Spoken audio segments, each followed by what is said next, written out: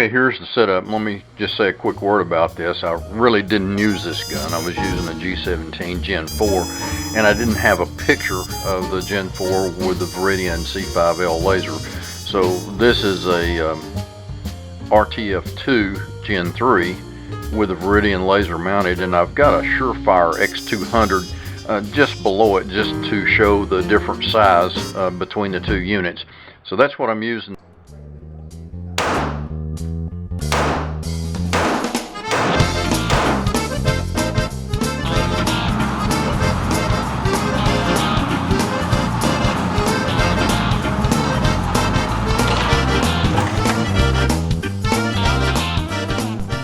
Okay, this may not look too exciting or impressive, but there's some interesting stuff here.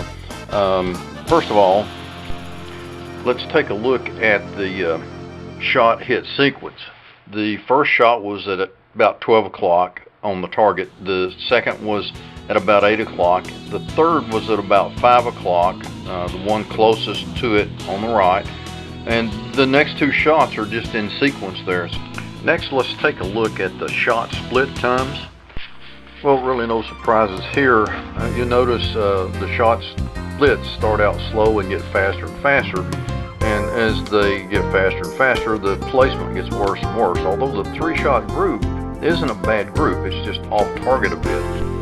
Let's take one more look at the shot process, and then we'll look at the same thing in slow motion.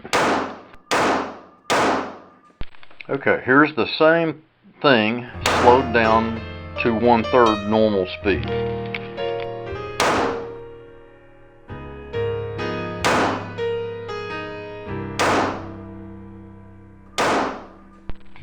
Okay, not too worried about those first two shots. They are on target. The third shot, if you look at where the laser was, just as the shot broke, it was where the shot hit. So the placement was just off and the shot went where the laser was indexed.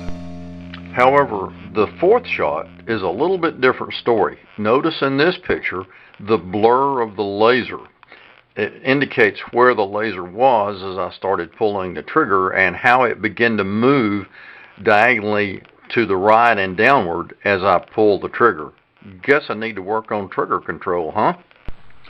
And on the last shot, we see again the laser moving around a lot.